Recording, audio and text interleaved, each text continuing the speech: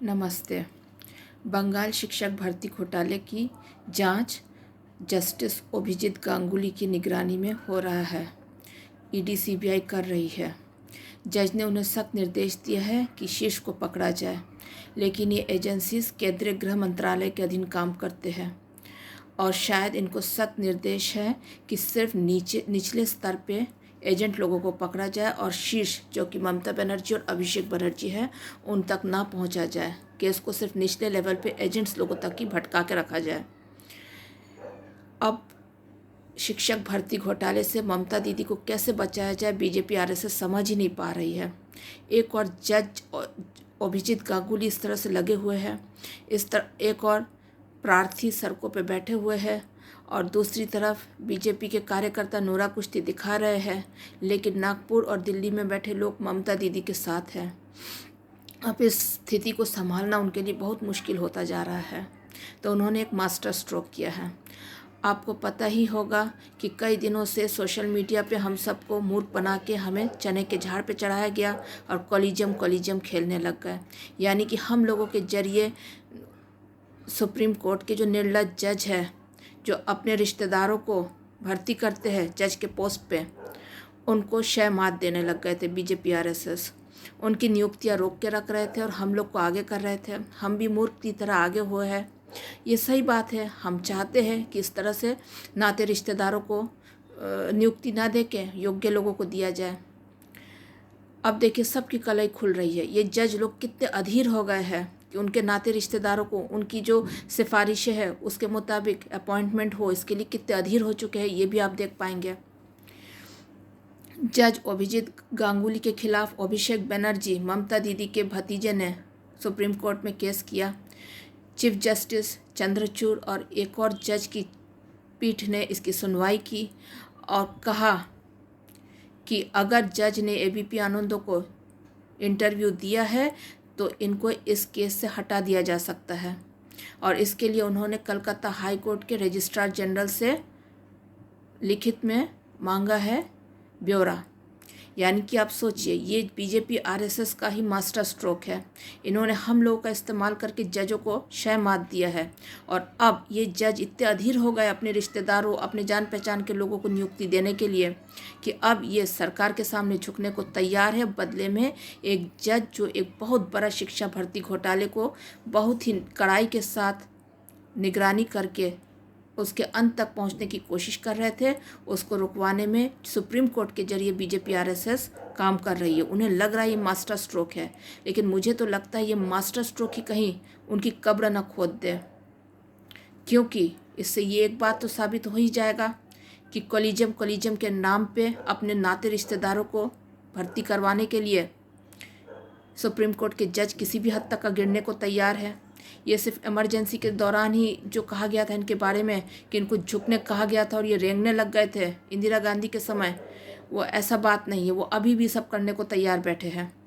एक और दूसरा, इससे एक और बात साबित हो जाएगा कि शिक्षा भर्ती घोटाले का पैसा सिर्फ ममता दीदी तक नहीं रहा है, टीएमसी तक का नहीं रहा है। ये पैसा बीजेपी आरएसएस के संगठन में लगा है।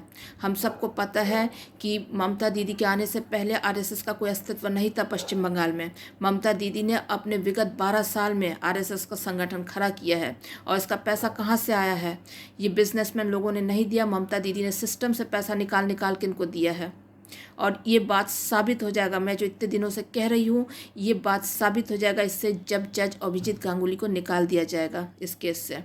वैसे जज अभिजीत गांगुली भी बहुत ज़्यादा निष्पक्ष हमें नहीं लग रहे हैं, क्योंकि आप सबको पता है कि 34 साल वामपंथियों ने जो राज किया था, उन्होंने जो कैडर सिस्टम किया था वो बहुत ही भ्रष्ट था और साथ ही उन्होंने बांग्लादेशी मुसलमानों को ठप्पा वोट के लिए अंदर घुसेर के उनको नागरिकता दिए, जिससे बंगाल की डेमोग्राफी बिगड़ गई। उस समय कलकत्ता हाई कोर्ट के बुद्धिजीवी जज चुप बैठे थे, स्वतः संज्ञान लेके इस बाबत कभी पूछताछ नहीं की थी।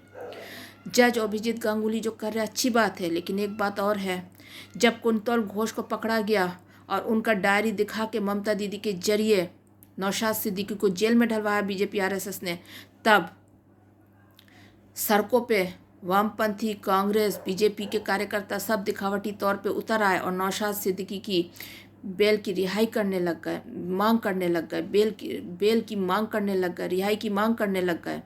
उस समय एक जज अभिजीत गांगुली के पेट में भी दर्द हुआ था। उनने भी तब घुमा के एक तरह से बीजेपी आरएसएस पर दबाव डालने के लिए कहा था कि अगर सीबीआई ईडी इस तरह से जांच करेगी तो क्यों ना शिक्षक भर्ती घोटाला वापस सीआईडी को दे दिया जाए। बताइए, एक जज अगर इस तरह से घुमा के प्रभाव डाल रहा है ताकि नौशाद सिद्दीकी, जो कि एक अल्पसंख्यक मुस्लिम नेता है, उसको रिहाई दिलवाने के लिए, तो उस जज की निष्पक्षता भी संदेह के दायरे में आ जाती है। सच बात तो ये है कि मुसलमानों की जनसंख्या खतरे के निशान से ऊपर जा चुका है और पूरी व्यवस्था में इस तरह से हो चुका है कि इनके लिए हमारी व्यवस्था में बैठे लोग काफ़ी नीचे तक का गिर रहे हैं। मुस्लिम मताधिकार समय रहते अगर निरस्त नहीं किया गया, हमारी सारी व्यवस्थाएं फेल हो जाएगी। और इस बात से एक बात साबित हो गया, कलकत्ता हाई कोर्ट के जज जो है, अगर किसी मुस्लिम नेता को गिरफ्तार किया जाता है, उसके बेल के लिए पागल हो जाते हैं, उनके पेट में दर्द होने लगता है, और जैसे तैसे करके नौशाद सिद्दीकी को 40 दिन बाद रिहा किया गया।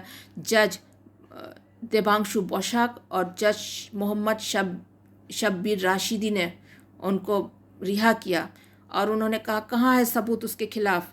और ममता दीदी की पुलिस ने सबूत भी नहीं दिखाया, और जब ममता दीदी की पुलिस ने सबूत नहीं दिखाया और नौशाद सिद्दीकी को रिहा कर दिया गया, उसके बाद देखिए बीजेपी आरएसएस ने कितने लोगों को गिरफ्तार किया है।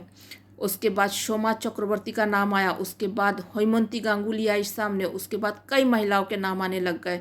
यानी ये एजेंसीज के जरिए इनको डरा रहे हैं। वामपंथी कांग्रेस जुडिशरी में बैठे बुद्धिजीवी जजों के जरिए शहमात दे रहे हैं। अब यहाँ पे कॉलिजियम हो रहा है सुप्रीम कोर्ट में, और सुप्रीम कोर्ट के जज अभिजीत गांगुली को हटाने की बात कर रहे हैं। यानी कि हमारी व्यवस्था में कहीं कोई निष्पक्षता नहीं है, सिर्फ पर्दे के पीछे राजनीति चल रहा है, शहमात चल रहा है और सब अपने फ़ायदे निकाल रहे हैं, जबकि इन सब का सैलरी, इन सब का खर्चा पाती जनता के खून पसीने की कमाई से होता है। वंदे मातरम।